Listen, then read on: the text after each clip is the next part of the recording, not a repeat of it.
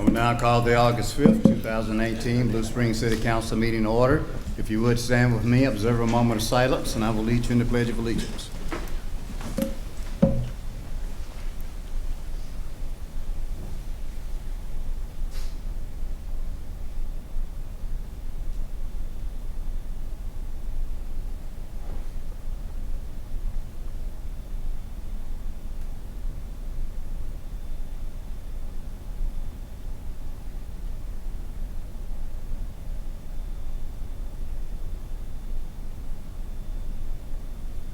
I pledge allegiance to the flag of the United States of America and to the republic for which it stands, one nation, under God, indivisible, with liberty and justice for all. You may be seated. I want to welcome you in attendance, as well as those that might watch the YouTube later on. Next, we have the consent agenda. Unless there are items that need to be pulled, I accept the motion for approval. So moved. Is there a second? Second. Roll call, please. Councilmember Kaler. Aye. Levisay. Aye. Fowler. Aye. Erickson. Aye. Edmondson. Aye. Culpepper. Aye. Mayor Ross. Aye. Carried unanimously. Next, we have a public hearing on the 2019-2020 Community Development Block Grant Annual Action Plan. Mayor, the city has the following exhibit to enter into the record. Is that on? I'm sorry.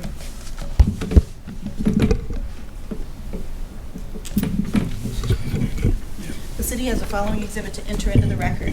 City Council Information Form dated July 24, 2019 with attachments, affidavit of publication in the Examiner on April 27, 2019 and June 22, 2019, and resolution number 51, 2019 with 2019-2020 CDBG Annual Action Plan attached as Exhibit A. This is all we have to offer for the record. All right, Matt, on behalf of the city. All right, thank you, Mayor and Council. Before you this evening is the final draft of the annual action plan for the 2019-2020 Community Development Block Grant Program. The annual action plan outlines the programs and activities in which the city is proposing to fund during the upcoming program year beginning October 1st. The city has been allocated $260,678 from HUD and will also be reprogramming an additional $73,000 of previously unexpended funds for a total program of $333,766. The final proposed program is based on public input from the CDBG Advisory Committee, representatives of community organizations, citizens, and staff. All the proposed projects that will be funded have been funded in some capacity in the past and include the following, which are up on the screen. $75,000 for the Minor Home Repair Program, which provides 15 $5,000 grants to qualifying households for home repairs. $36,000 for the First-Time Homebuyer Program, which provides 12 $3,000 grants to qualifying households for down payment and our closing cost assistance.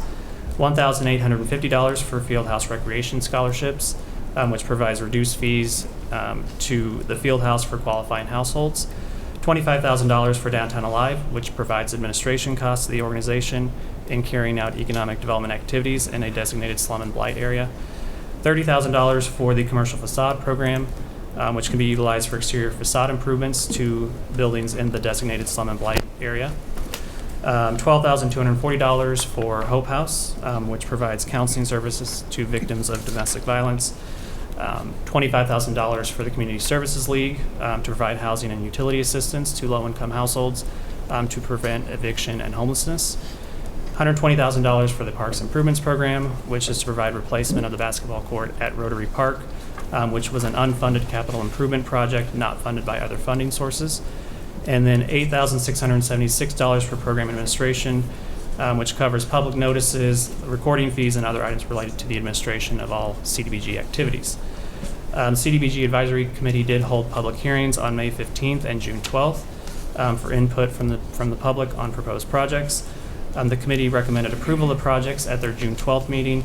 A draft plan was published for a 30-day public comment period on June 22nd, and all those public comments have been included in the annual action plan. The final annual action plan is required to be submitted to HUD on or before August 15th, and that concludes staff's presentation, and I'll be happy to answer any questions you may have. Matt, if funds are not totally used, and I see where we reallocated funds from the previous year. Correct. Is there a percentage is that based on a percentage, or just what you don't use you can automatically reallocate? following year? Yes, whatever we do not expend during a program year, we have to reallocate it. If it sits in the system for too long, eventually HUD will remove it. It'll roll off. So every time after every program year, we reanalyze what funds we have left, and then we reprogram them to a new project. Okay. Any questions from the council? Seeing none, thank you, Matt. We'll go to the public. Is there anyone in the audience like to speak in support of? Yes. Need to be sworn in. Oh, sorry. I do. Thank you. I'm Mary Ann Matheny with Hope House. With Hope House, and I want to thank you for your support this past year. The money that we received from CDBG, we were able to start a new program. We've been offering counseling services in Blue Springs at a group sessions. We do the hospital advocacy program, the court advocacy program, but one thing we had not been able to do because we didn't have funding was individual counseling. With this money, we've been able to hire a part-time staff person to help us, and immediately her caseload was full, and she now sees regularly 9 people. She'd see more if she had the time, but just wanted you to know that this program has been extremely helpful to help us do a service that we hadn't been able to do. So I want to thank you and hope you will consider doing that again. Thank you. Any questions from the council? Okay. All right. Anyone else? Come and be sworn in. What'd I do?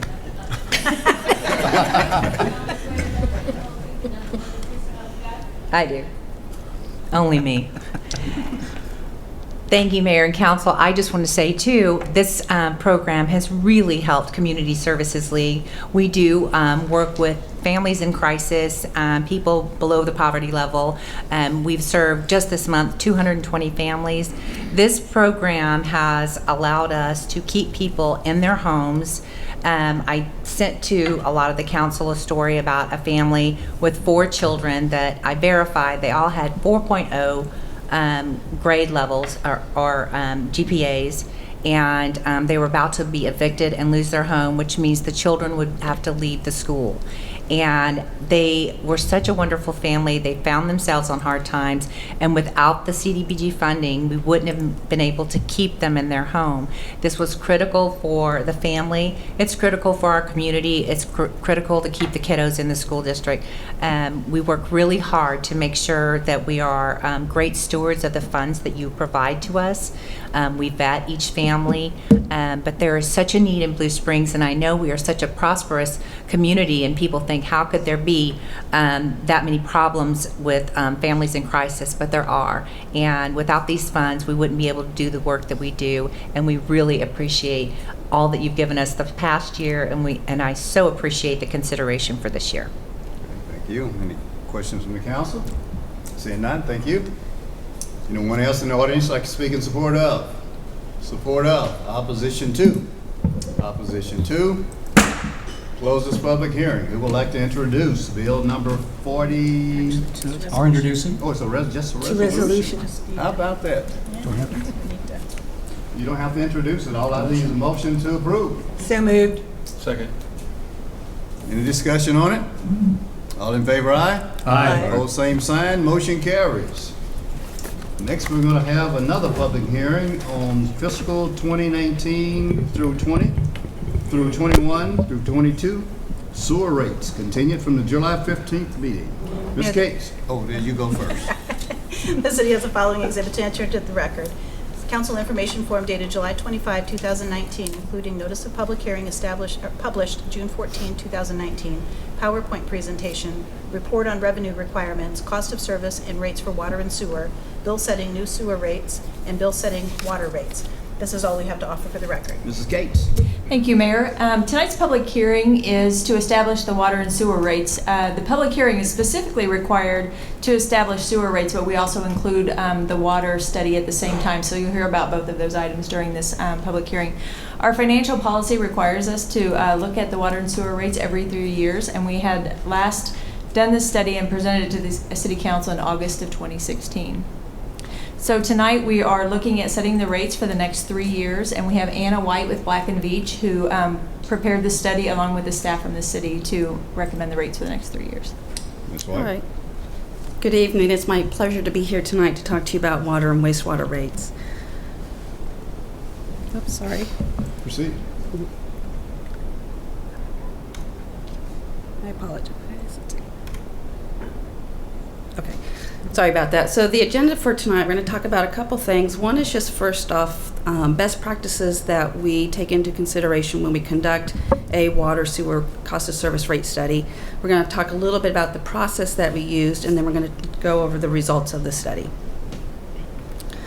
So there's really 3 requirements or 3 objectives that we're trying to meet when we do a study like this. The first one is to determine the future operating and capital financing requirements, and then allocate these requirements to customer classes, and then develop rate schedules that's going to produce revenue that will recover those requirements.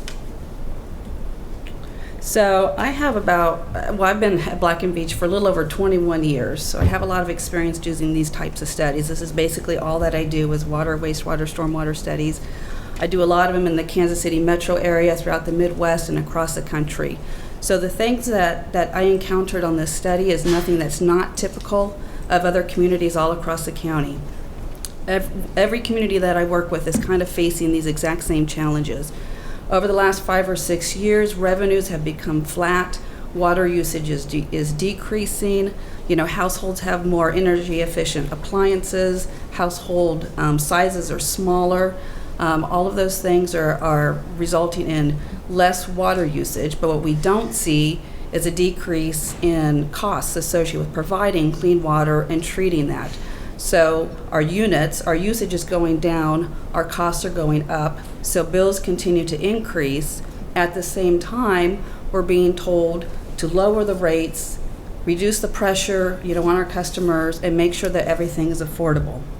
So what can help with communities trying to meet these 2 kind of opposing forces is to take a look at the rate setting best practices that we use within the industry. The first one is to make sure that we define some financial standards that we want to make sure that we meet with our rates. So here we're talking about making sure that the reserves that are required for the utility, such as a capital reserve or an operating reserve, are being met. And second, making sure that any coverage requirements that are required for any existing debt service is also being met. The second thing is to develop a financial plan, a multi-year financial plan, on a regular basis. That's very important. The third thing is to perform a cost of service study review every 3 to 5 years. What this does is aligns the costs with each customer class to make sure that the rates are recovering revenue fairly and equitably. And then finally, establish a rate structure that ensures that each utility, water and wastewater, are self-sufficient and one is not leaning on the other financially.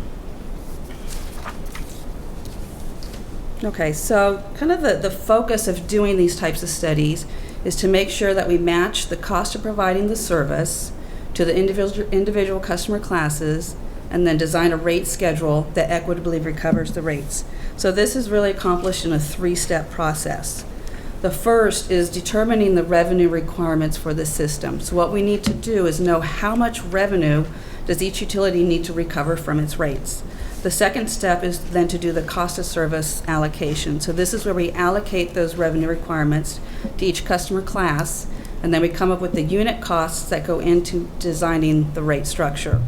And then finally, we design those rates so that we're recovering the appropriate amount of revenue from each customer class, and then also recovering the total amount of revenue in the correct amount of revenue in total. So each step of this process, as you can see, it's very orderly and it's very systematic. There are 2 manuals that kind of guide doing these kind of studies, and this is the methodology that is laid out in those 2 manuals, and we follow that. So there's a system for doing the financial planning, there's one for doing cost of service, and there's one for doing rate design. So we're going to walk through each of those tonight. So we're going to start with the financial planning. So the objective is to develop a cash flow that's going to indicate the amount of funding necessary to meet all of the revenue requirements for each of the 2 utilities. And then it's also to set a path for timely revenue adjustments. So that means we're looking out 3 to 5 years in the future and looking at what's coming down the pipe and making sure that we're looking not at just what the rates need to be this year, but what they need to be for the next 5 years.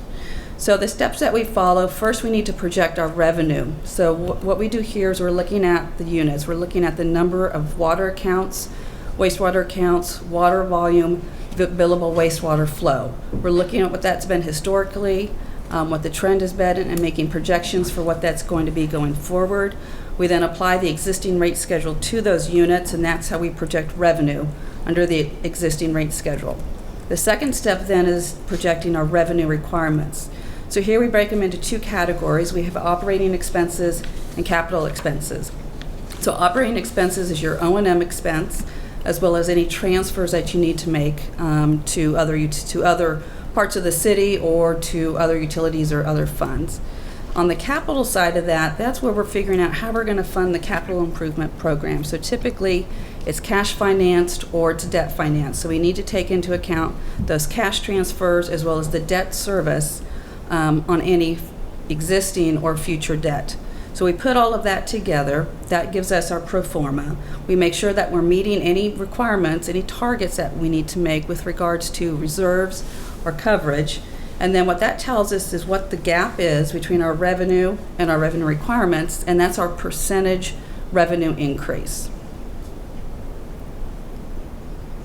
Okay, so the water pro forma was in the report, table 9, but here it is also shown graphically. So the red line right in the middle that's kind of going straight across, that's revenue under existing rates. The bars then is our revenue requirements. So we have operation and maintenance expense down the bottom. In the middle is the cash financing for capital. And then the green at the top is operating transfers. So for the water utility, the operating transfers is the transfer to the capital replacement fund, the transfer to the general fund, as well as the transfer to Tri-County for the share of debt service related to the treatment plant and transmission mains. And then that's offset by a transfer that comes from sewer to water for sewer share of billing and collection services. Okay, so what you can see is that obviously our red line is much less than our revenue requirements in the bars. The gray line there, that's revenue under proposed rates. And of course you can also see that that is also less than our revenue requirements. That's because we're starting off 2019 with a very healthy fund balance. So the beginning balance in water at the beginning of 2019 was almost $12.5 million, or this was about 723 days of O&M. So we're using up a lot of that fund balance to meet all of our revenue requirements. And so this is what that fund balance looks like over the 6-year period. So at the end of 2019, we're projecting we're still going to have a little under $12 million, or about 610 days of O&M. But what we're doing is we're drawing that down over the 6-year period down to 90 days of O&M. The required minimum fund balance in the operating reserve is 90 days, so that's what we're going to draw this down to. So you can see there, with the rate increases that we're showing at the bottom of the screen there, that's going to pull down the fund balance to 90 days. So you might look at this and wonder, well, if we're starting out at 60 days, why do we need revenue increases up front? Why can't we just wait a couple years, pull the balance down, and then put in some rate increases? Well, if you do that, let's just say if you have 0 increase for 20 or 21, the following increases for 22, 23, and 24 would need to be 8.5% each year. And if you just do the cumulative, calculate the cumulative rate increase with the rate increases shown there, and just doing 3 8.5s, the 8.5s are much higher cumulative increase. So we want to make sure that we're putting in small increases on a pretty routine basis so that we can get that cumulative effect of when those go in, so that we end up where we want to be at the end of the 6 years. Okay, we're going to look at the same thing then for wastewater. So again, our red line there is pretty flat. That's our revenue and existing rates. We have operation and maintenance expense, cash financing. What you can see there in 2020, you see the big jump in our revenue requirements. That's a cash financing for a capital project. So that's what that jump is there. and we have debt service. On water, there was no existing debt service. On sewer, we do have a couple existing bonds, and so that's the debt service associated with those. And then we have our operating transfers. So the operating transfers for sewer, it's kind of the same as water. We have the transfer to the capital replacement fund, the general fund. We have the transfer that's going from sewer to water for billing, but that's also offset by a transfer coming in from Grain Valley that helps with the debt service. So at the beginning of 2019, sewer had about $8.6 million in funds on hand. Again, we're going to use some of that up to help fund our revenue requirements. So then you see where we're at by the 2024. We're still bringing that fund balance down to 90 days. So what you can see, what's a little different here than on water, you can see the sharp decrease immediately in 2020. That's because of that significant cash financing of that capital project. So on sewer, we're bringing that fund balance down much quicker and sharper than we are on water. Same question though, what if we didn't have any revenue increases the first 2 years and then just did 3 really big ones? Again, when you calculate the cumulative effect, it's much better to do the small increases each year than to hold off for 2 years and then have double-digit increases. Okay, so once we've determined what that gap is and what those revenue increases need to be, we then can move forward to the cost of service methodology. So this is where we're going to allocate those revenue requirements that we just developed to each of the customer classes. This is important because a user fee must be based on the service, or customers must pay a user fee based on the service that they receive. So we need to make sure that we are looking at each customer class individually, allocating the cost appropriately to each class so that we can then develop the rate that will recover the revenue appropriately. The second thing that we get from the cost of service is the unit cost for each rate component. So this is going to tell us how much the minimum charge should be versus how much the volume charge should be. And then we move forward to rate design. So these are some of the principles that we take into account when we design rate structures for water, wastewater. The first one is equitability. So as I mentioned, the whole purpose of doing a cost of service study is to make sure that we're looking at each customer class and we're recovering the revenue and the costs appropriately from each customer class. That's what makes the rates fair and equitable. The second is revenue stability. Historically, the amount of revenue coming from the minimum charge has been about 25%. That's pretty typical in the industry. So the rates that we're proposing are going to hold revenue from the minimum charge at that 25% mark. Provide appropriate price signals. An example of this, just so you understand what it is the inclining block rate that you have on the water side for your residential customers. So what this is doing is sending a message to residential customers that the more that they peak on the system, which generates more costs, the more their unit charge for water increases. Okay, so that's an example of recognizing that residential customers tend to peak off the system in pretty high amounts, and therefore the unit cost for water goes up during that. Recognizing customer usage and demands. Other customers, non-residential customers, don't place those same peaks on the system, so we don't have a rate structure to address that. That's recognizing the difference between the customers. Easy to understand, customer acceptance, all of those are all important. The benefit of going through this process to develop your rate schedules is that it results in a rate schedule that's fair and equitable, but it's also accepted by the community. Okay, so these are the proposed rates for fiscal 20, 21, and 22. So these are the water rates. So the minimum charge is going up 30 cents the first year, 25 cents the next 2 years, and then the volume charge is going up anywhere from 2 cents or 3 cents per year. And those are the inside city rates. And then these are the sewer proposed rates for inside city as well. The minimum charge is going up 15 cents per year. The volume charge 3 cents the first 2 years, 2 cents the second year.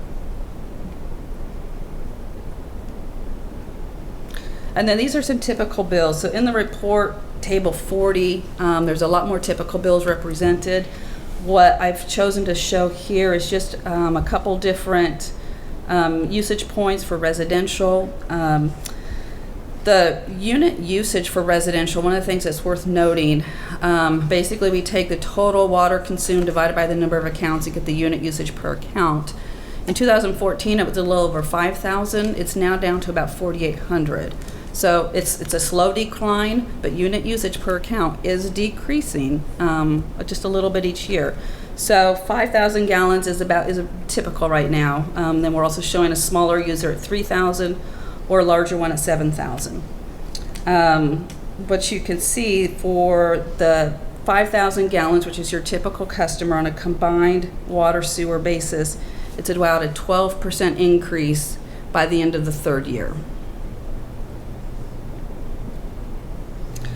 One of the other things that we want to look at is how these proposed rates compare to other communities in the area. So we have 7 communities, similar communities here in Missouri that we've compared to. We pulled their rates off of their website. So we have one of these for 5,000 gallons, and then the next slide is for 7,000 gallons. And for the proposed rates, or for both the proposed and the existing rates for water, Blue Springs is pretty much right in the middle. It's in the lower half, but towards the top of that. For sewer, it's down towards the bottom. And then when you do it on a combined basis of water and sewer, it's the very bottom. And we see the same thing when we look at 7,000 as well. This is just for fiscal 2020. The proposed rates would still be at the bottom for these other 7 communities. Okay. I'll take any questions if you have anything. Any questions from the council? Councilman Fowler. Yes. Councilmember Fowler. Thank you, Your Honor. This will be reviewed every 3 years? Okay, all right. I'm looking at it, and I'm saying those are fairly moderate increases because our infrastructure is getting older, it's aging, the labor shortages, costs of repairs are going up, just normal inflation. We could be going up in a hurry. So 3 years sounds about right. So. Anyone else? Mr. Mayor. Councilman Lavasey. I was just going to ask in relation to, we had the same presentation 3 years ago and same, I assume, methodology of establishing the rate studies. So based on the projections that were there in 2016, how accurate are those now as far as the costs we're seeing increases, as far as customer increases? Are we on track with where we were through what we expected to be 3 years ago? Were we much higher, much lower? Much better than we were projecting, actually. The water increases that we were projecting, I believe we had 6, 7, 8% going out the whole 5 years. Sewer wasn't quite as high. So now we're proposing 3 and 4% increases. So they are lower than what we were projecting before. Revenue has gone up a little bit more than we were projecting. Costs are about the same or have gone down a little bit. At the last study, again, we were designing rates that was going to bring that fund balance down to 90. We're still sitting around 600, 700 days. So there's still, we still have revenue coming in and to offset those costs. So again, we're going to bring that down again. So the increases we did in 2016 were around 7%. Is that what you said? On water, I have the report here real quick if you want to. I know the water ones were right around 7%, and then wastewater, pull that up here. Wastewater, we're proposing 6.75% for 3 years, and then 5.5%, and then 3%. So because our numbers have been better than this year, you're recommending 3%, 3.2, whatever it is. Okay. Right. The fund balance is higher than we were anticipating it would be at this time. Therefore, those revenue increases are coming down. Okay. Thank you. Anyone else? All right, thank you, Ms. White, for that presentation. We're going to go to the public. Anyone who'd like to speak in support of? Support of. Opposition to. Opposition to. Close this public hearing. Who would like to introduce Bill 4684? I'll introduce, Your Honor. First reading of Bill Number 4684, and ordinance amending Section 705-130 of the Code of Ordinances, City of Blue Springs, Missouri, to set new sewer rates for fiscal year 2019 to 20, fiscal year 2020 to 21, and fiscal year 2021 to 22. Your Honor, move the bill be approved on its first reading and proceed with the second. Second. Second. Discussion? All in favor, aye? Aye. Opposed, same sign. Second reading of Bill Number 4684, an ordinance amending Section 705-130 of the Code of Ordinances, City of Blue Springs, Missouri, to set new sewer rates for fiscal year 2019 to 20, fiscal year 2020 to 21, and fiscal year 21 to 22. Your Honor, move the bill be approved on its second and final reading and assign the appropriate ordinance number. Second. Second. Discussion? Roll call. Councilmember Levesey? Aye. Fowler? Aye. Erickson? Aye. Edmondson? Aye. Culpepper? Aye. Kaler? Mayor Ross? Aye. Carried unanimously, given ordinance number 4842. Next, we have introduction and reading of bill number 4685. I'll introduce, Your Honor. First reading of Bill Number 4685, an ordinance amending Section 705-010 of the Code of Ordinances, City of Blue Springs, Missouri, to set new water rates for the fiscal year 2019 to 20, fiscal year 2020 to 21, and fiscal year 2021 to 22. Your Honor, move the bill be approved on its first reading and proceed with the second. Is there a second? Second. Discussion? All in favor, aye? Aye. Opposed, same sign. Second reading of Bill Number 4685, an ordinance amending Section 705-010 of the Code of Ordinances, City of Blue Springs, Missouri, to set new water rates for fiscal year 2019 to 20, fiscal year 2020 to 21, and fiscal year 2021 to 22. Your Honor, move the bill be approved on its second and final reading and assign the appropriate ordinance number. Second? Second. Discussion? Roll call, please. Councilmember Fowler? Aye. Erickson? Aye. Edmondson? Aye. Culpepper? Aye. Kaler? Aye. Levesey? Aye. Mayor Ross? Aye. Carried unanimously, given ordinance number 4843. Next, we have introduction and reading of bill 4686. I'll introduce, Your Honor.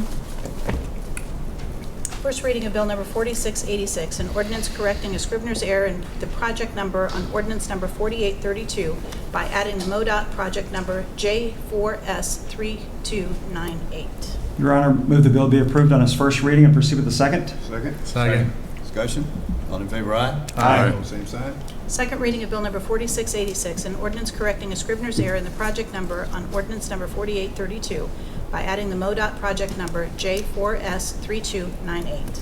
Your Honor, move the bill be approved on its second and final reading and assign the appropriate ordinance number. Second? Second. Discussion? Roll call, please. Councilmember Erickson? Aye. Edmondson? Aye. Culpepper? Aye. Kaler? Aye. Levesey? Aye. Fowler? Aye. Mayor Ross? Aye. Carried unanimously, given ordinance number 4844. Next, we have a council discussion on tobacco 21. I believe that's Councilmember Culpepper. Yes, sir. Thank you very much.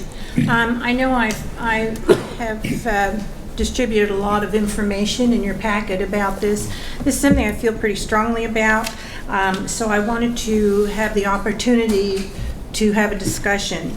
As I've done research, I have found that if students, children, however you want to phrase it, those between 18 and 21, if they do not start smoking at that age, they are less likely to ever smoke as adults. And it's a proven fact. And I'm not going to read all this stuff to you. You don't need me to read to you. But the Tobacco 21 laws can lower the smoking prevalence in the 18 to 20 age group. 39% reduction in the odds of regular smoking, which is huge, and even greater, 50% in those who have close friends who smoked when they were 16.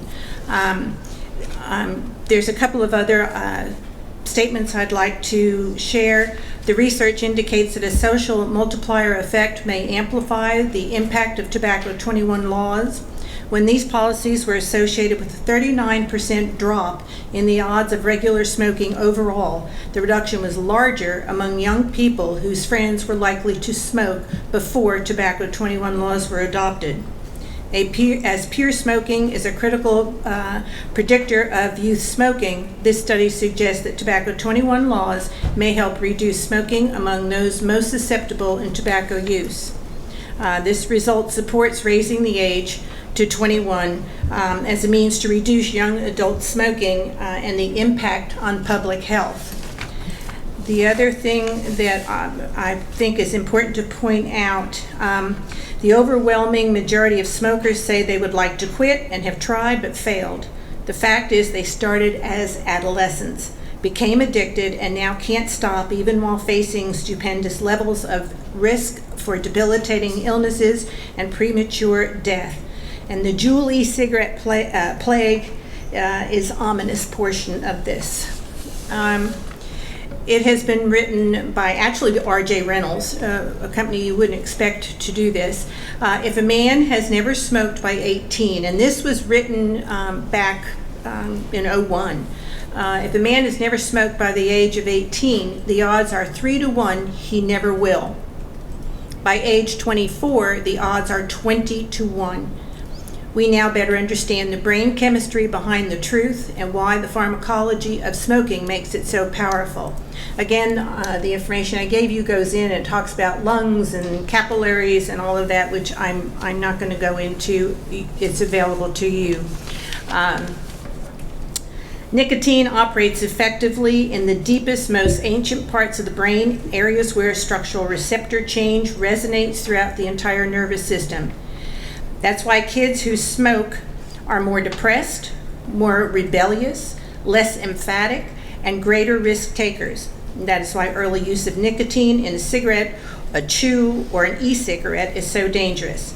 There is also increasing evidence that teen nicotine addicts are much more likely to abuse other substances, and that early inhaled nicotine and its disruption of dopamine regulation may initiate serious mental illness, including bipolar disease, schizophrenia, and depression. Some of the numbers I think are kind of speak for themselves. Tobacco kills over 480,000 people each year. That's more than automobiles, gun violence, and we've seen a lot of that gun violence here recently. The developing teenage brain is particularly vulnerable to the effects of nicotine. More than 95% of addicted smokers start before the age of 21. 850 youth become regular smokers every day. Early exposure to nicotine increases the risk of addiction and puts adolescents at a higher risk for depression, anxiety, and substance abuse. Unless there is a trajectory change, tobacco addiction will dramatically shorten the lives of 5.6 million kids that are alive today. I also have, spoken with some of the people at the school, at the school district. And I have a letter here from Dr. Bob Jerome, who is the assistant superintendent of the school district. And he said, good morning, I spoke with Dr. Sego last week. Dr. Sego and I are working on a project together, and this had come up last week regarding the proposal to increase the age limit for use and purchase of tobacco e-smoking devices. She indicated that student letters of support would be beneficial to the cause. Student Senate presidents from both Blue Springs High School and Blue Springs South High School wrote letters advocating to increase the age. Our Board of Education took a strong stance on this issue last school year and received overwhelming support from students and staff. I have a letter here from Blue Springs South Student Senate President Lauren Lowe. Dear Blue Springs City Council, rarely do I walk into a restroom stall at school without smelling the smoke from someone in the stall next to me. And it is not uncommon to see a group of my peers smoking as I drive by a street corner. E-cigarettes and tobacco products are prevalent to the point of normalcy in our city, yet their effects are far from normal. According to, she cites a website, Tobacco Free Kids, 5.6 U.S. children today will eventually die as a result of these drugs. For the future of our city and the future of our nation, it is in our best interest to raise the minimum legal age to produce tobacco products to 21 years. Although this will not end the consumption of harmful substances, the rise from 18 to 21 is a start in combating this addiction. This change will discourage smoking at a younger age, decreasing the number of adolescents who purchase and use these harmful substances. I fully support the minimum legal age of producing tobacco products and e-cigarettes to be raised to 21 years old. Blue Springs should join the 480 localities in the U.S. that have already taken this next step in protecting our future generations. Please support this change to keep our city healthy. And then the final thing that I want to read is a letter from Abby Thompson, president of the school student body at Blue Springs High School. I wrote to you in support of the fight to raise the legal purchasing age of e-cigarettes, Juuls, and other tobacco products to 21 years. These products have taken the youth by storm in the worst possible way, by littering schools, workplaces, homes, etc. Taken from TobaccoFreeKids.org, a 2016 Surgeon General's report concluded that youth use of nicotine in any form is unsafe, causes addiction, and can harm the developing adolescent brain. These products show no positive effects. A March 2015 report by the Institute of Medicine, now known as the National Academy of Medicine, strongly concluded that raising the tobacco age to 21 will have a substantial positive impact on public health and save lives. Please support and advocate this change that will protect the health and wellness of the young adults of Blue Springs. I'm very adamant about protecting our youth, and I can speak from personal experience, and I think some of you know that I personally have had to have part of one of my lungs removed.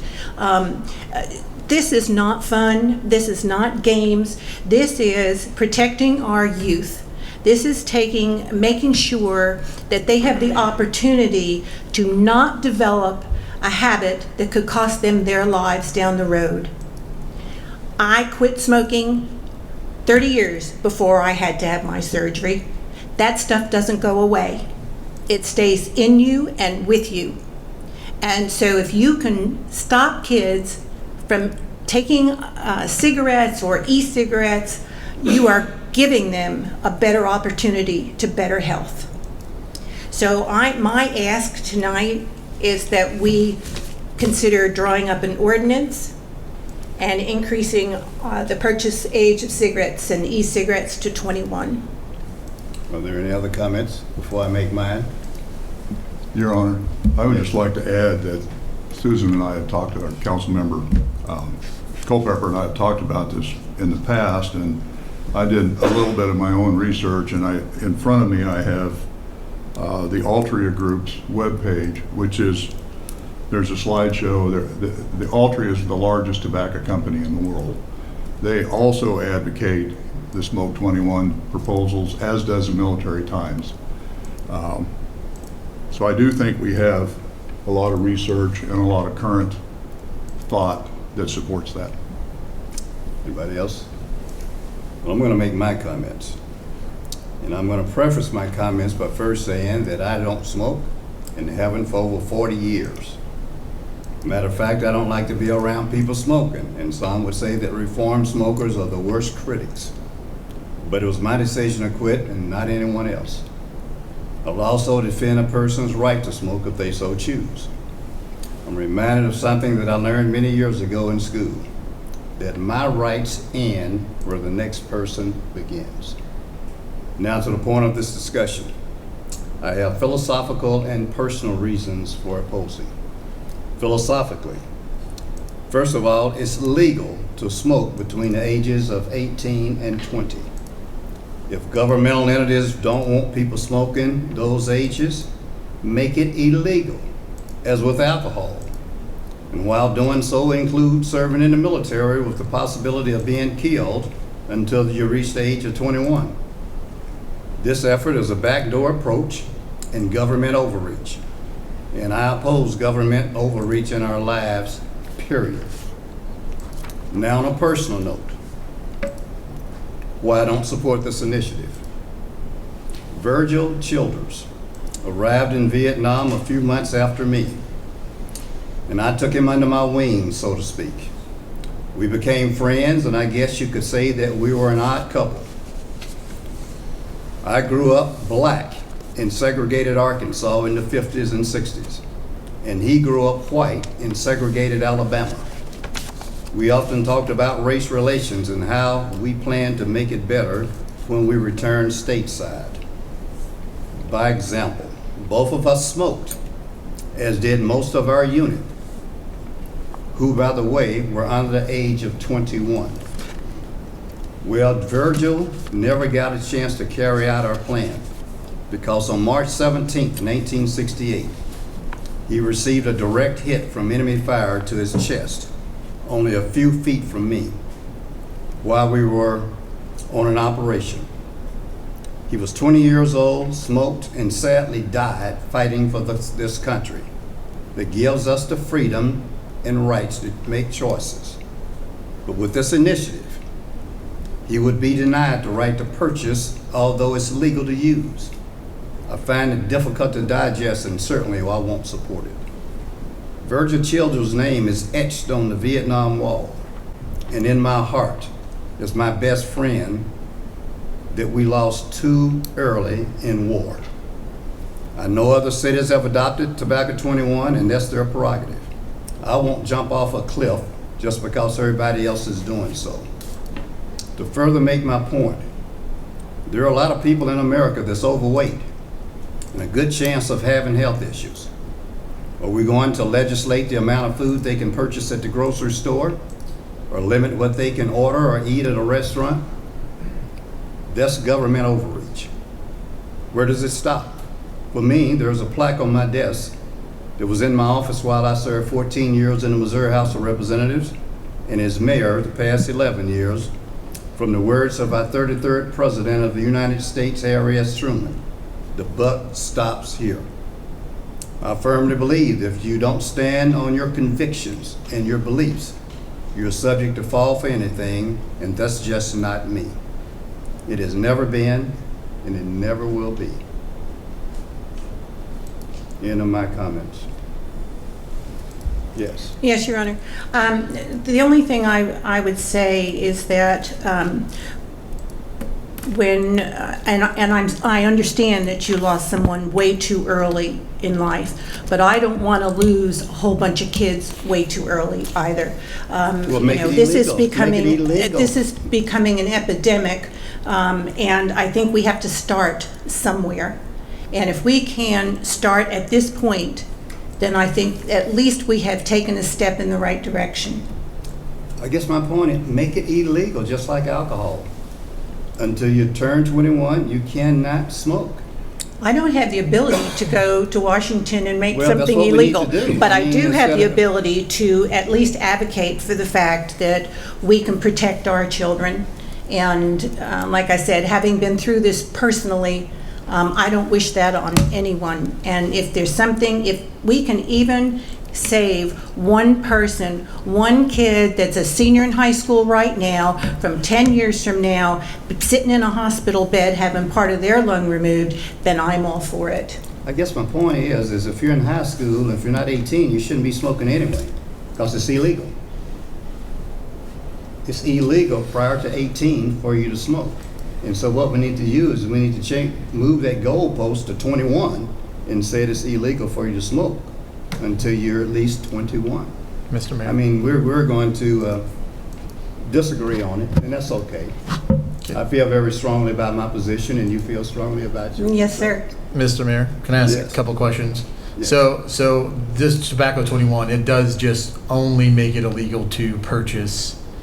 It's just purchase. It It's doesn't change purchase, the age of smoking. tobacco, So- e-cigarettes, yes. So I always approach this thing from a practical standpoint. I know I'm in Walmart all the time, and they have signs posted saying that you cannot purchase under the age of 21. I don't know, obviously I've never smoked either, so I don't know where you purchase cigarettes in Blue Springs. I assume there's tobacco shops and gas stations.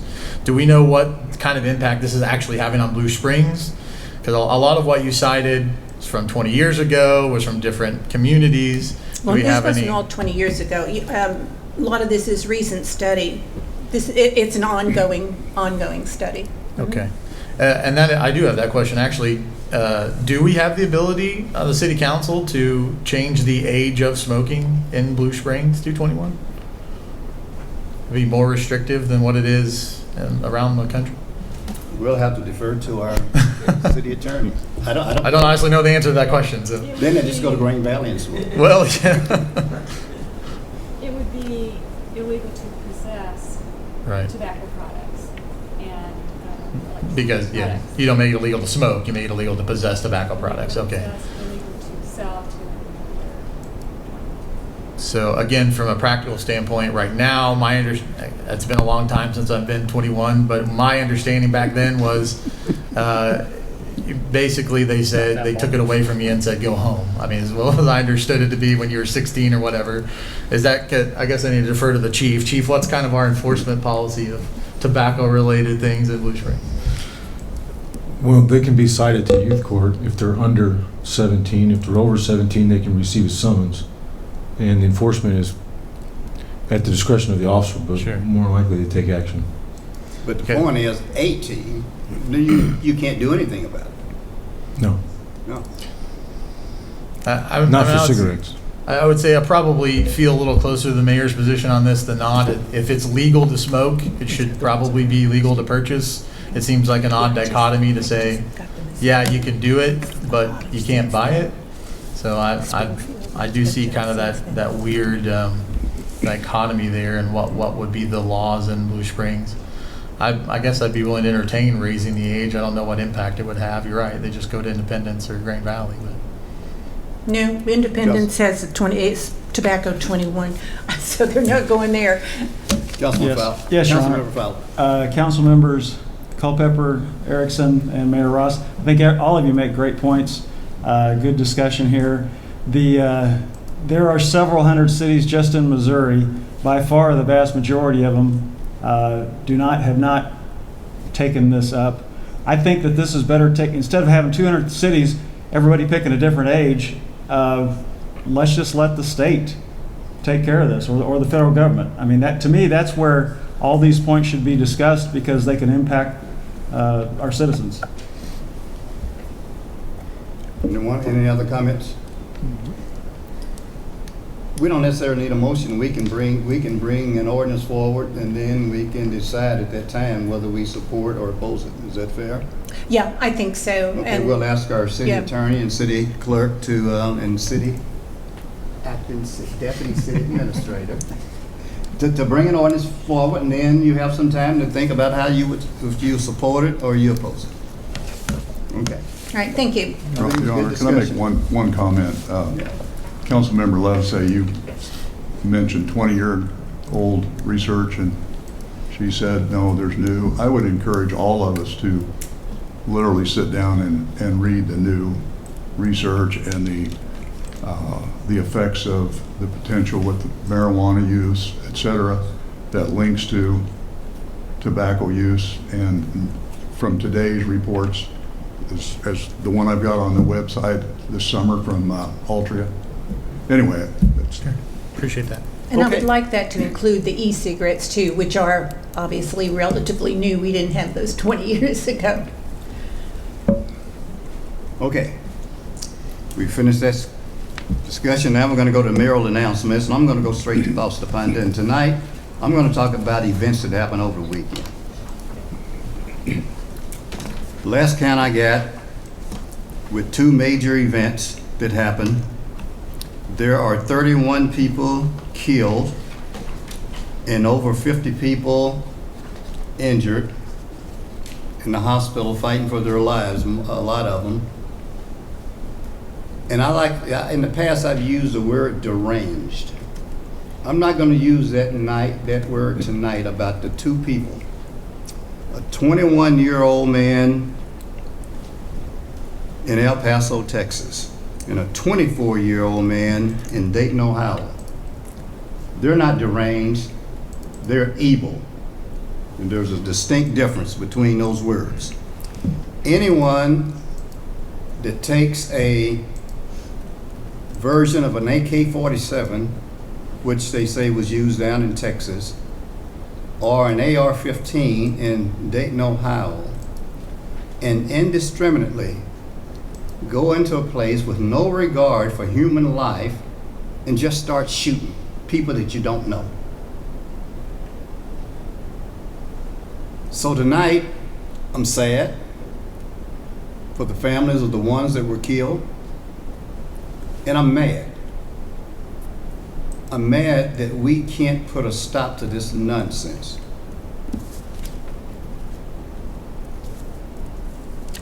I served in Vietnam, as you just previously heard.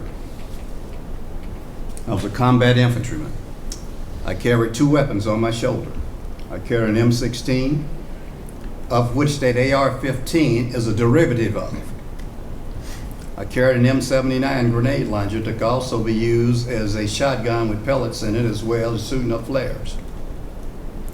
When I left Vietnam and came back stateside, and I have a concealed carry permit and I have weapons, but there's no need for me to have that M16 or M79 in my country.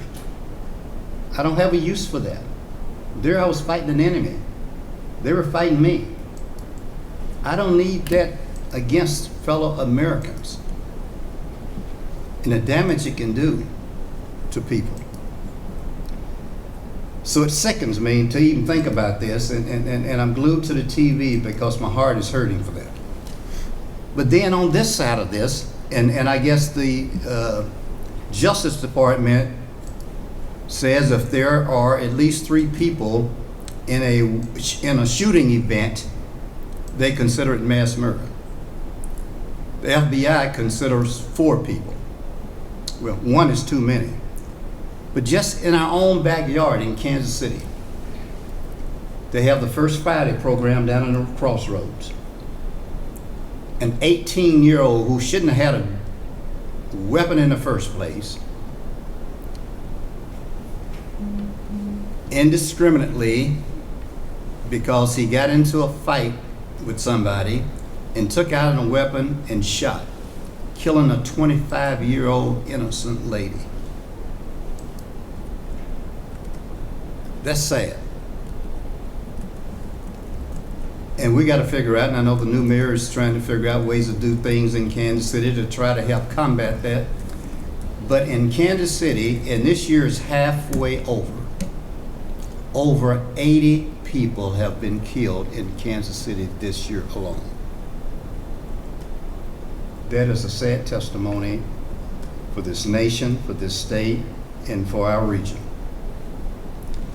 We just have to do what we can to stop it. And I don't have the magic wand, I don't have the magic bullet to figure out how do we stop it. But we got to figure out a way. I fear for my kids, my grandkids, and my great-grandkids. You can't go shopping. You can't go to Walmart. You can't go shopping. You can't go to school without the danger of being shot by some person that's not totally wrapped tight. So that's my thoughts to ponder tonight. Is I just hope we all say a prayer for those that are hurting in this country, and especially for the families down in Texas and the ones that's in Ohio. That concludes my thoughts on that. Didn't mean to preach to you, but I just feel very strongly about this evening.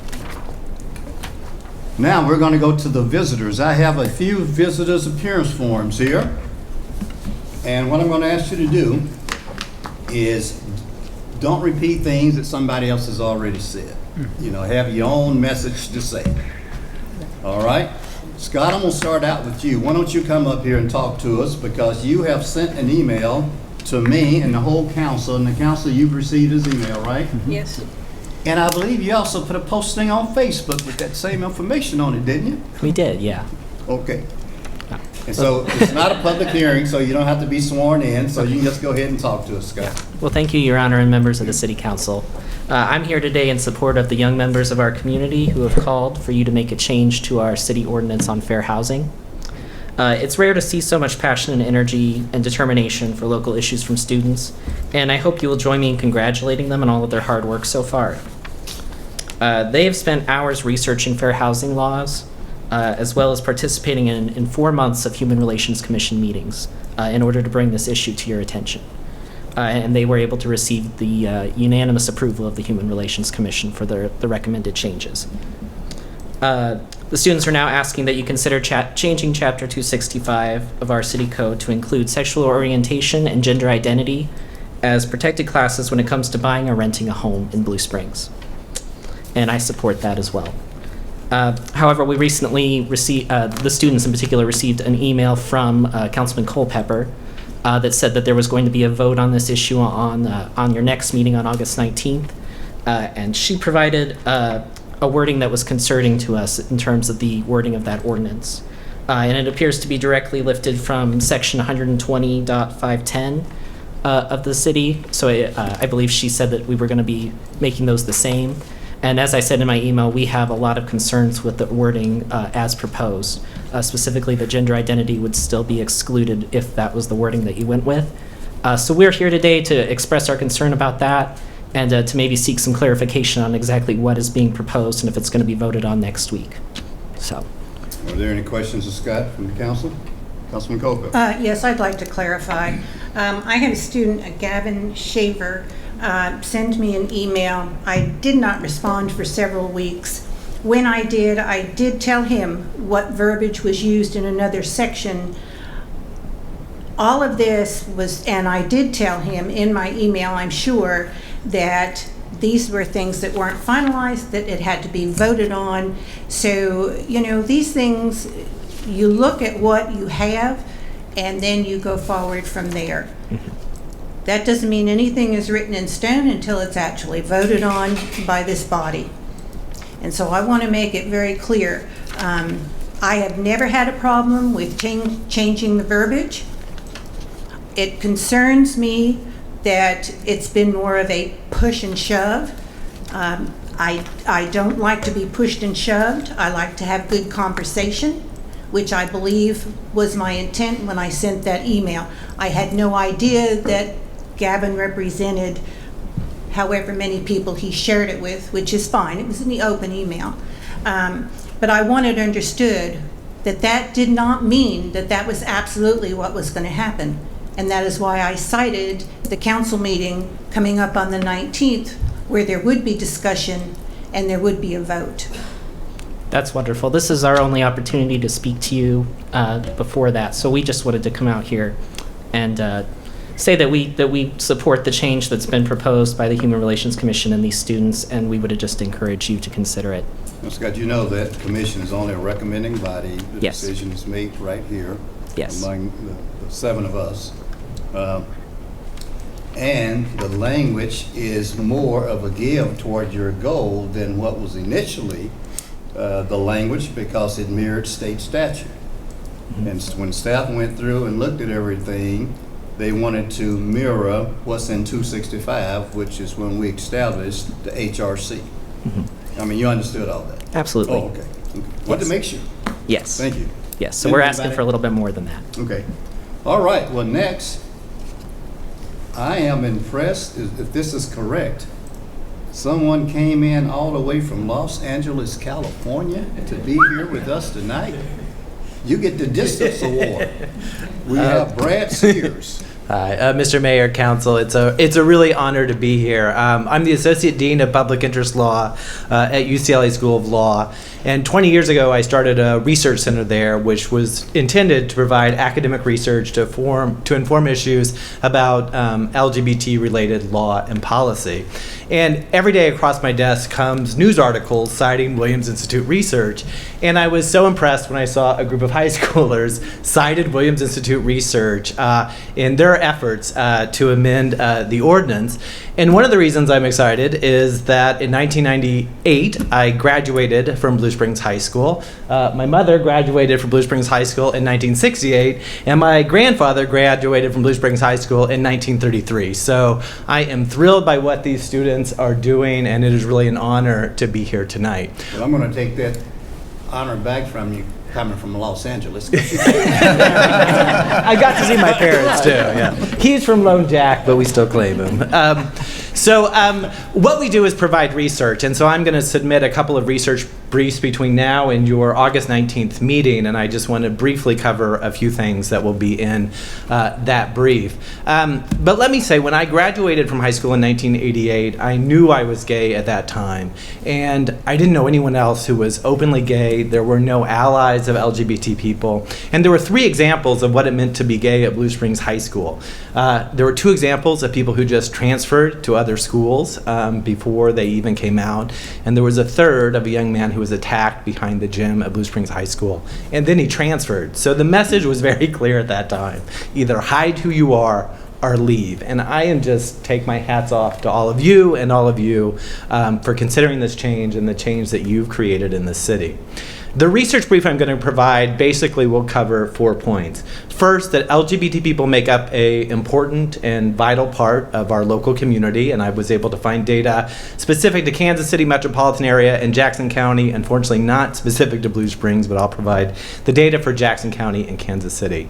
That discrimination still exists, and I have Missouri level data that demonstrates the discrimination that LGBT people face. And that has an impact both economically and on their health. So I was encouraged by the discussion about young people's health today because discrimination of this kind really impacts people's health as well. And finally, that when localities pass ordinances like this, it has a positive impact on the community and local economy. So first, from what we can tell from national data sets that have Missouri and then Kansas City and Jackson County specific data, about 3.8% of the residents of Blue Springs would identify as LGBT. That's about 2,000 people. 200 of those identify as transgender. If you're looking at greater Kansas City as the kind of housing market for LGBT or employment market, there's about 80,000 LGBT people in the greater Kansas City area, including 9,000 transgender people. They reflect the diversity of the population here as a whole. Half are about female and half are male. They are about the same percentage people of color of different races and ethnicity. Over 90% work. Over 40% are either married or living with a same-sex partner. And over 9% are veterans, have served in the military at only slightly lower rates than the non-LGBT population. Research specific to Missouri also shows that LGBT face discrimination, and in particular discrimination in employment and housing. In housing in particular, about 1 in 4 LGBT on national and Missouri surveys report that they've experienced discrimination. I think when you're considering gender identity in the transgender community, it's important that discrimination doesn't mean you just don't get that job or you just can't live in that apartment. It's so persuasive that people end up unemployed and homeless. So in Missouri level data, 13% of transgender people said they were homeless in the last year, and 30% said they've been homeless at some point in their life. This discrimination obviously has an impact on people. It impacts their finances and their health. When I started our research center, there was kind of a stereotype about gay people that they were single, wealthy, had jobs, lived in big cities. None of that's true. LGBT people reflect the community as whole, and they faced discrimination. So it turns when you look at national data, that stereotype is only true in the Northeast. Where I live on the West Coast, LGBT people look like non-LGBT people economically. In the South, Midwest, and in the mountain states, they're actually likely to be poor, less likely to have insurance, more likely to experience food insecurity in the past year. About every socioeconomic measure, they are worse off than non-LGBT people. The most dramatic statistic I found for this area is that LGBT adults are about twice as likely to be uninsured. And obviously facing discrimination and harassment also has impacts on health. You could go through a number of mental health, physical health characteristics, and in this area and nationally, LGBT people are worse off, but probably the most indicative and related to discrimination is depression, and LGBT adults report about twice the level of depression of non-LGBT results. So a discrimination ordinance, fair housing ordinance, is an important way to send a message to the community that everyone is included and protect those who are discriminated against. And also what I'll include in the research brief is evidence from a number of cities, counties, companies that have adopted these policies, that they do it to support their residents, they do it to support their employees, and when they do that, they benefit economically as well. They're able to both attract and retain the best and the brightest. So thank you. Thanks. Any questions? Councilmember Culpepper. I just have a quick question. I hope it's quick. Yeah. So if I say, do not discriminate, what less power does that have than to say, do not discriminate against and list out? I'm curious. Yeah, I mean, and this is, this is something people have considered a lot because with more and more frequency, current prohibitions of sex discrimination have been interpreted to include sexual orientation and gender identity, and the Missouri Supreme Court has actually ruled on that. What we found is that really enumerating, listing the different categories out is very important in clarifying the law for employers, for landlords. So it really sends a message both to the people who might discriminate that they should not discriminate, and it also sends a message to people who are protected by the laws that they can come forward and either file a complaint or bring the issue up and have that addressed. So it is a very different level of enforcement, even if there's case law saying sex discrimination includes sexual orientation and gender identity. And I'm sorry, could you give me your name again? It's Brad Sears. Yeah, thanks. S-E-A-R-S? Yes, yeah, thanks. Thank you. All right. Could I ask one question? Yes. Pardon my coughing. I think I'm hearing you say that the law, the ordinance, whatever we put in place to stop discrimination is important.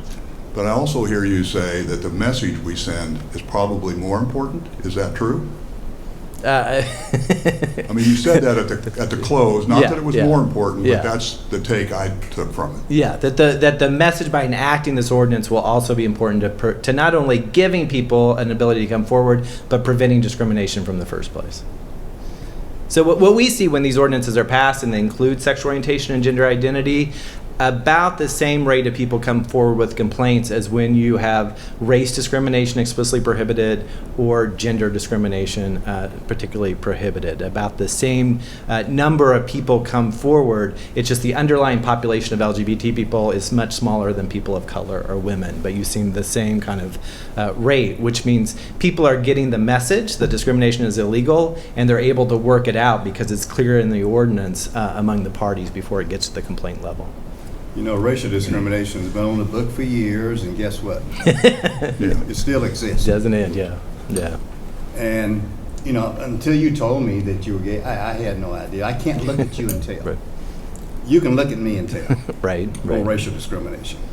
Right. And I've dealt with it for a lot of years. And I can give you some examples, but I won't do that tonight. Yeah. But anyway, thank you for coming. All right. To Thank visit your parents. I will. Pleasure to be here. Thank you. All right. Who else we have here? Okay, we have, is it Maddie Salazar, right? Okay. And you heard the points he made. I'm just asking not to repeat the points that's already been made. I promise I will not. Okay, I got you. So, my name is Maite Salazar. I am a Maite, I'm candidate. sorry. You're fine. It is Spanish. I'm a candidate for Missouri's 5th District for the U.S. House of Representatives. The students asked me to come here tonight to share my own experiences with gender identity and houselessness. Before I was a candidate, I am an LGBTQ advocate, and also a housing advocate.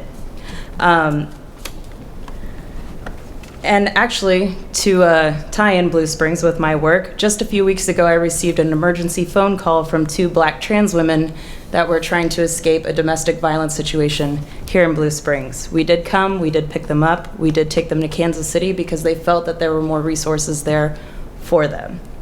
Now, just to combine the racial and also the gender and sexual orientation discrimination, the average age for a Black trans woman is 35 in terms of life expectancy. I'm 33 years old. So if you can think of someone who is not only LGBTQ, but also Black, they are only expected to survive to age 35. And a lot of that has to do with housing. Because when you are homeless, you don't have a lot of ways to defend yourself. When there's no protections in place for you, you become the last stop. And I don't know if you all are aware, but in Kansas City earlier this year, we did have a homeless Black trans woman who was murdered at 3 o'clock in the morning and not found until the next day. So these are the situations that we would like to prevent by passing legislation like this, because those of you who are students of policy, I would assume everyone in here is, we learned that culture does not influence policy, but rather that policy influences culture.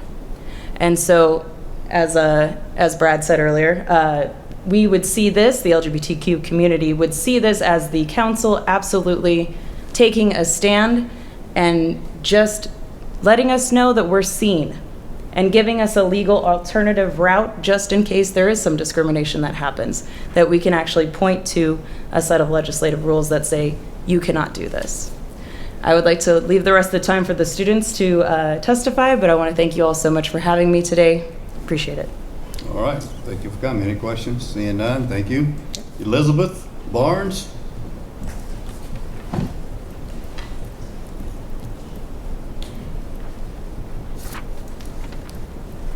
I gotta get ready here. Hi, my name is Elizabeth Barnes, and I am 20 years old, and for the past 20 years, I have lived here in Blue Springs, Missouri, in District 3. I want to start off by saying thank you to all you council members and of course to Mayor Ross for having me here today. I am currently a college student at Indiana State University, a member of College Democrats for the state of Missouri, newly appointed board member of College Democrats for the state of Indiana, March for Our Lives, Kansas City chapter coordinator. And I want to say thank you to Mayor Ross for saying those things about gun violence. That really meant a lot. And a proud bisexual member of the LGBTQ community. I know we have covered some of what I'm going to say, but I'll just kind of skip through what I have here. A few short months ago, I learned that students from Blue Springs South High School had been advocating for our great city to adopt a more inclusive housing ordinance that protects all people from discrimination when buying or renting a home. These inspiring students and activists proposed language that would add sexual orientation and gender identity as protected classes. Now, I want to make something really clear, and I did listen to you.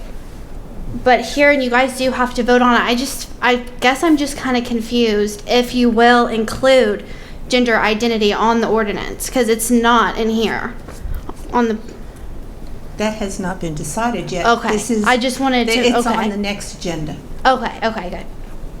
So I just want to say, thankfully, this proposal won support from the Blue Springs Human Rights Relations Commission, and students from Blue Springs South were told that the council will vote on this August 19th, correct? Mm-hmm. Thank you. That's correct.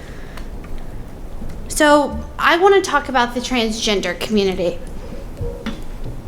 Transgender and non-conforming individuals face unfair housing discrimination more than most LGBTQ individuals, according to a recent study. It's worse than expected, and the people being discriminated against may not even know it. Researchers at Suffolk University Law School Housing Discrimination Testing Program in Boston used a test to determine this. A trans or gender nonconforming person would respond to a housing ad, and then another individual who had similar characteristics but was not trans would go see the same unit. Researchers compared their treatment. When trying to rent an apartment, the first group received discriminatory treatment 61% of the time, the study had found. To make sure the person showing the apartment knew a prospective tenant was transgender, testers were trained to bring up their identity casually, like sharing that their legal name would be different for something like a credit check. 33 teams of 2 people who worked separately and did not meet participated in these match-paired housing discrimination tests from December of 2017 to June of 2018, checking out apartments identified in a randomized listing search for studios and 1-bedrooms in that area. Testers answered a long list of questions about the experience, like whether they were offered an application or shown other available units, and there were major differences in some of these answers. Trans and gender nonconforming individuals were 21% less likely to be offered a financial incentive to rent and 9% more likely to be quoted at a higher price. They were 12% more likely to be told negative comments about the apartment or neighborhood, and 27% less likely to be shown extra facilities like a laundry room or a pool. In one pairing, a tester was told the security deposit would cost 4 times more than the price offered to the control subject. Part of the problem is that this can be mistaken for discrimination with a smile. This study fully demonstrates the need for amendments preventing housing discrimination based on gender identity. And what Ms. Salazar covered, of course, is that on top of transgender people being discriminated against while trying to rent or purchase a home, these people are constantly living in fear. According to the HRC Human Rights Campaign, in 2018, at least 26 deaths of transgender people in the United States were due to fatal violence, the majority whom were Black transgender women. Sadly, 2019 has already seen at least 12 transgender people fatally shot or killed by other violent means. Council members, I need you all to understand that transgender people come from all walks of life. They are dads and moms, brothers and sisters, sons and daughters. They are your friends and your neighbors. They are a diverse community representing all racial and ethnic backgrounds as well as faith backgrounds. Transgender people face day-to-day issues and struggles, whether it be homophobic remarks from family members, lack of legal protections, poverty, harassment and stigma, barriers to healthcare, identity documents, and so on. I personally know transgender people who struggle with those issues every minute of every day. I have supported a transgender friend of mine after they were kicked out of their home for simply being who they are, and helped them find help after they attempted to take their own life at 19 years old. Blue Springs should be committed to protecting and providing safe housing for all its citizens. I would expect you to do that for me. I would expect you to do that for my family, and expect you to do that for the people here today. I am asking the council to think about how you vote, and think about the wording, and think about gender identity, and include transgender people because they are a part of our community.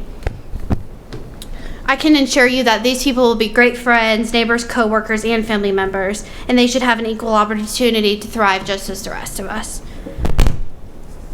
And thank you guys so much for letting me speak. It was my first time speaking, so I was nervous. But I want to say something about the students here tonight. Now, you know you're taking Ezekiel's time. Oh, I have? Oh, sorry. Real quick about the students here. I left the Blue Springs School District in 9th grade for personal reasons and went to private school. I would have stayed if I would have had a group of people like that to support me and to help me with everything and to really get involved in local politics. So they deserve a lot of the recognition for this, and I wish them the best of luck. Thank you. Okay, where's Ezekiel? Mayor, I had a question for her. Okay, Elizabeth. Councilman Kaler. You stated a study, and you stated an area in the study. Boston. Because you didn't state where it was at. Oh, yeah. And what was the date of that study? This was back 2017 to 2018. That's what I researched. That's what I saw. Thank you. Okay, Ezekiel. And while he's coming up here, there's still a question that I have. Not you. You can go sit down.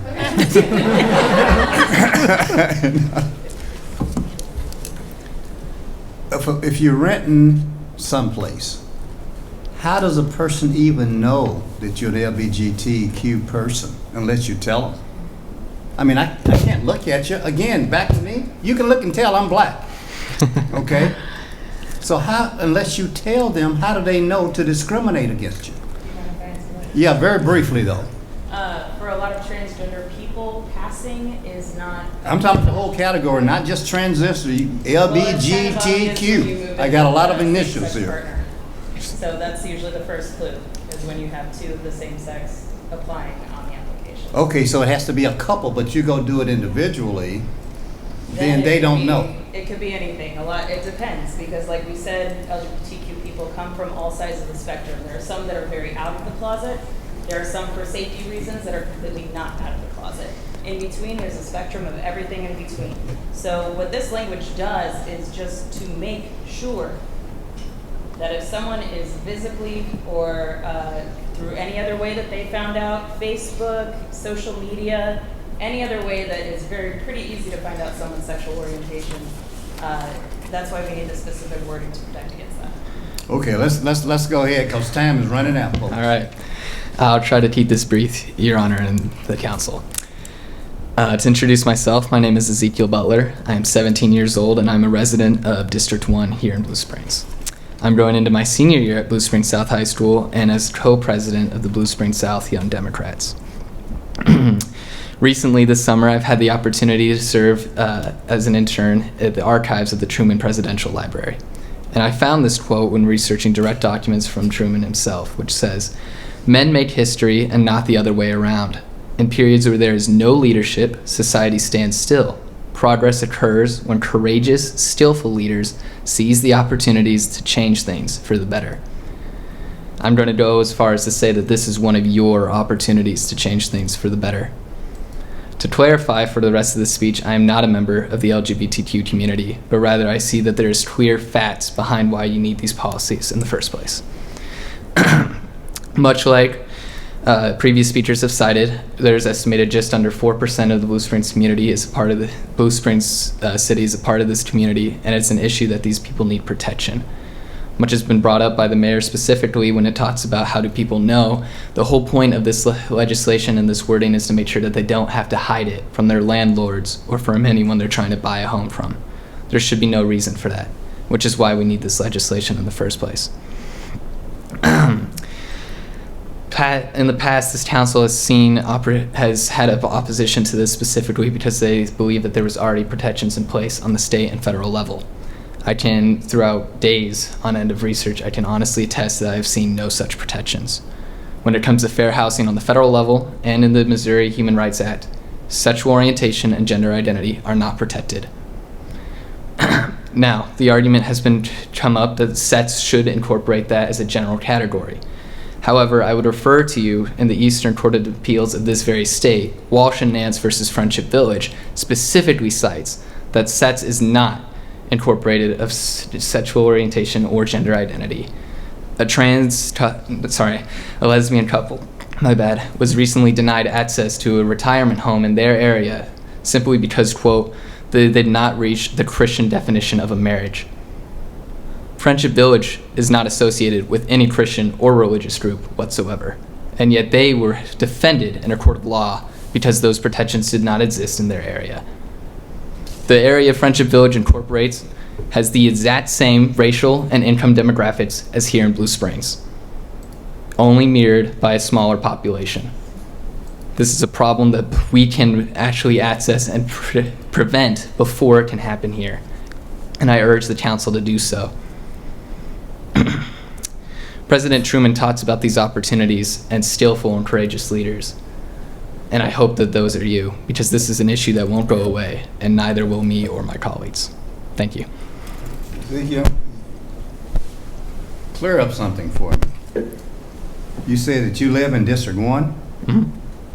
Why do you go to Blue Springs South? I'm looking at city council maps. I live just south of 40. However, I am represented by Councilman Erickson and Councilman. Yeah, he's on That little the sliver? east side. Oh, okay. All right, I got you. I made sure to double check. Want to make sure you're going to the right school. Oh, yeah. Good deal. Thanks, Ezekiel. No problem. Can I ask a quick question? Yes. You mentioned the court case. Is that still ongoing? Has it gone to the No, Supreme? it was decided. They decided in the court's completed? decision that SETS does not incorporate either of those categories. Another question, the wording that you folks propose, and I don't want to ask this question to give anybody the opinion that I'm opposed to that, I just need to know, those two ladies, would they be protected by the words that you want us to do, gender identity and orientation? Sexual orientation, yes, that would incorporate them. So all of the other letters would fall into that?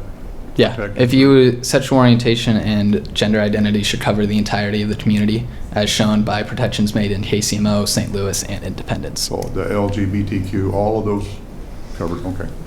Those two categories are standard use and is what's basically endorsed by the community. Well, now I'm confused. Because the wording from the, 120.510 says race, sex, sexual preference, sexual orientation, ethnicity, familiar status, blah, blah, blah, blah. I'm So- citing Fair Housing Code and KCMO Independence and St. Louis City ordinances, not in Blue Springs, because that does not exist, and that's why we're here. No, but that was my question, because unless I misunderstood, when Mr. Erickson asked you about the sexual orientation, did you not just say that that also includes all of those? Sexual orientation would include the couple as specified, but gender identity is the only. The sexual orientation would not cover those of the transgender community per se. All right, thank you. No problem. Okay, so are you studying, you gonna be a lawyer or something? I will. I hope so. Okay. Is there any for other coming. questions I can answer?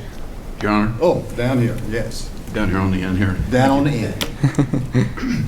So, again, what was the area? You mentioned Friendship Village, but It's multiple towns just outside of St. Louis, so it falls under the Eastern Court of Appeals of the state of Missouri. so basically what Friendship talking about is not just directly in one. It's not one. It's not one town. It's kind of. Thank It's you. kind of like the general area Thank around you. here.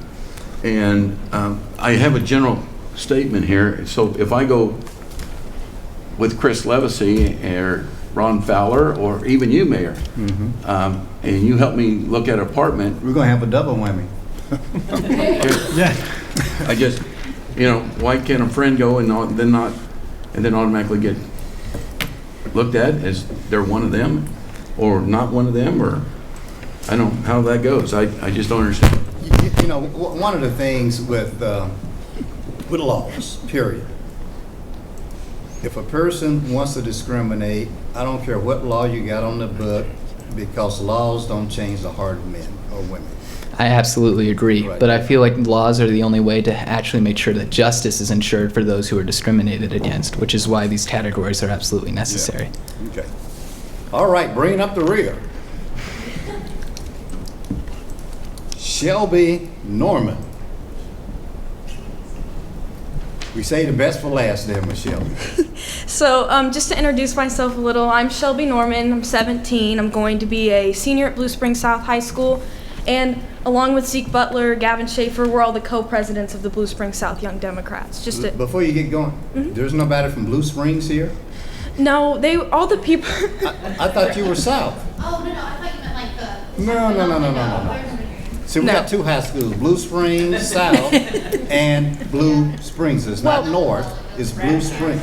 But you've been gone a long time, so. we've been working alongside with Blue Springs. Unfortunately, the people we have been working with have either graduated or they had work tonight, so they couldn't make it, along with, Gavin Schaefer, he was also at work tonight, so. The South Side works hard. All right, so I would like to start off by thanking the council for considering this. It really means a lot to us that you guys are willing to, consider adding these protections. It really means a lot.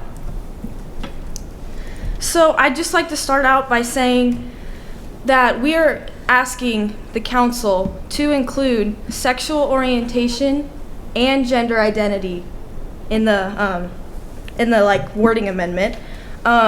We can't just leave out one or the other. We have to have both. We have to have sexual orientation and we have to have gender identity, or else people won't be covered by it. So I think, and we all think, that all people deserve the right to housing protections, not just some of us. So I live in Lee Summit, actually. I'm in that, part of Lee Summit that goes to Blue Springs South. So, I may live in Lee Summit, but Blue Springs really is my home. This is, We're not gonna run you out. You can stay. You're good.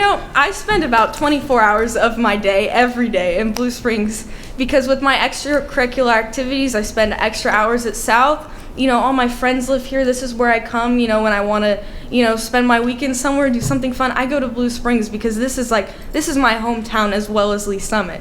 So I really do love the city, and I intend, to come back and live here after college. And being a member of the LGBTQ community, I want to know that when I come back with my family, I am ensured these same protections that everybody else who lives in Blue Springs is too. I need to know that we're going to be safe from discrimination that so many people face on the daily, including myself. I don't only want that for myself, I want it for my trans friends as well. Sexual orientation and gender identity must both be included. Missouri doesn't offer any protections like this for anyone in the LGBT community in the state. So that means it's up to us. It's up to you and City Council, and it's up to us as students to stand up. We have to be the ones that make this change, and no one else, or no one else will. We have a very, very, very rare opportunity in front of us. We have the support of the community. We've collected over 50 signatures from teachers and students at Blue Springs South High School. The Human Relations Commission voted support for us to bring this to City Council and to have this voted on by you. We have the support of the community. People want these protections here. So, now it's up to the City Council. All citizens of Blue Springs deserve the right to sell, purchase, lease, rent, or obtain real property without the fear of discrimination because of who they are. And so as we've kind of been working through this project over the past few months, I've been talking to people about it, people at, school, people in my community, church, everywhere. And I've heard everything from discrimination is okay in this case, or it hasn't really presented a real problem in society. Well, I would say discrimination has presented a real problem in society. And even if you don't see, even if it's not as obvious to you, because if you're not a member of the community, you're not gonna really think about when you're going to buy a house that you could, it's fine, I'm just gonna go buy a house. You don't really think and process about that, and we really need to. These aren't just words on the pages. These words are going to be people's lives if we don't include the sexual orientation and gender identity. So if you guys were to vote to add the wording, you would show that any form of discrimination in the city of Blue Springs is unacceptable. It would set the precedent that discrimination is really not okay. So, City Council, it's time to step up and protect your LGBTQ+ citizens that you all represent. Not just some of them, not just the gay people, but also our trans friends as well. We are calling on you to do your duty to protect the people you represent. All people deserve the right to be free from discrimination, not just some of us. Thank you. Okay, any questions from the council? I have a silly question. You folks are very adamant and very articulate. What are you going to do after this? Surely you have another cause. I'm just curious. It's not germane, but I'm really curious what the next presentation will be. And I say that in good light because entertaining, intellectual, as I said, adamant and articulate, it's impressive.